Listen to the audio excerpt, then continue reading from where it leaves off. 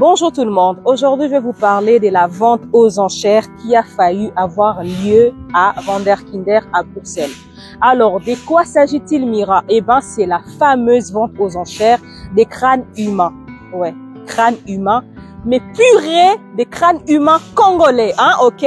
À Bruxelles, qui a failli avoir lieu à Vanderkinder à Uccle. Attends, U-C-L-E-R. Je pense que c'est ça. Vous allez sinon me corriger. Alors, je vais vous lire l'article que Paris Match a écrit. Sur les réseaux sociaux, vous allez retrouver aussi plein d'articles là-dessus et même sur Google. Alors, il s'agirait de 3 crânes humains, ok? Un crâne des Bangala, anthropophages, et puis un crâne d'un chef arabe Mouni, et puis un autre crâne qui a été retrouvé, collecté dans le village des Mongala.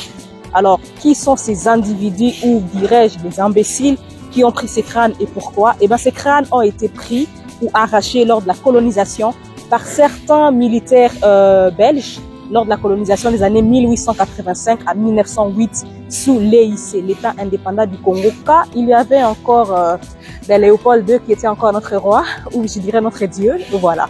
Donc, je vous lis les articles et vous allez me dire ce que vous en pensez.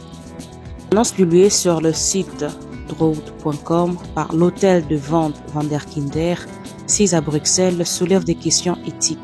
Cette mise aux enchères est proposée comme un contexte où le gouvernement fédéral réfléchit à la restitution prochaine des restes humains collectés par de Belges, principalement des militaires durant l'époque coloniale.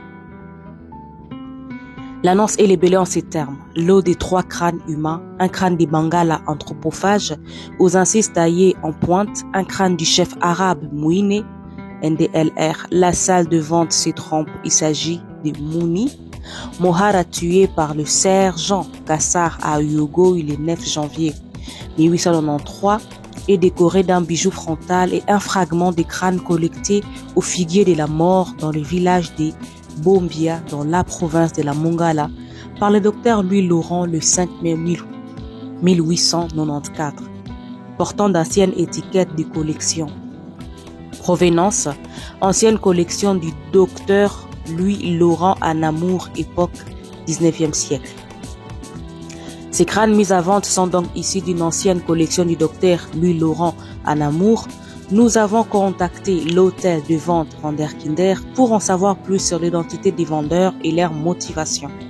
Un commissaire priseur décroche le téléphone et lorsque nous lui demandons l'origine de cette collection, il nous dit tout d'égo. On ne vous la donne pas, messieurs, c'est une règle. Quelqu'un a déposé cela et je ne vous donnerai certainement pas le nom du déposant. La déontologie ne me le permet pas.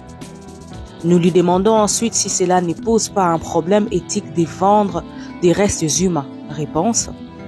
Vous savez, on vend des tas de choses. En vente publique, que ce soit à Bruxelles ou à Paris, parfois il y a des choses, des carcasses, des sarcophages. Nous précisons alors que la question des restes humains fait débat à ces moments sur le plan politique, scientifique et éthique, que les années 1890, durant lesquelles ont été collectionnés les crânes, mis à vente furent teintées d'une extrême violence colonialiste. Réponse ironique. Oui, tandis que l'époque actuelle est tout à fait calme, il suffit de regarder l'Ukraine. À toute époque, il y a eu cela, messieurs. Vous voyez en Chine ce qui se passe maintenant avec les Covid. C'est un petit peu bateau. Si une législation ou le gouvernement fédéral nous dit qu'on ne peut pas vendre cela, alors on agira autrement. Maintenant, je ne suis pas l'administrateur, je ne suis que celui qui tient le marteau lors de la vente. Vous avoir lu les articles, mettez-moi en commentaire, ok? Dites-moi ce que vous en pensez. Comment la Belgique peut... Je sais pas en fait, comment la Belgique peut accepter une vente aux enchères, même si ça a été annulé, mais ça a été annulé pour des raisons éthiques, ok, mais déjà accepter cela, c'est incommensurable, en fait, c'est vraiment inconcevable. Et aussi, il y a eu des marches, merci à toutes les personnes qui ont marché pour que ce genre de choses ne se fassent pas. Oui, certes, la vente a été annulée, mais dites-moi, oui, la vente a été annulée, mais vous savez que la vente sera privée, parce que selon la réponse de ces individus, si on ne peut pas vendre ça en public, on peut vendre ça autrement. Voilà, à très bientôt. Ciao.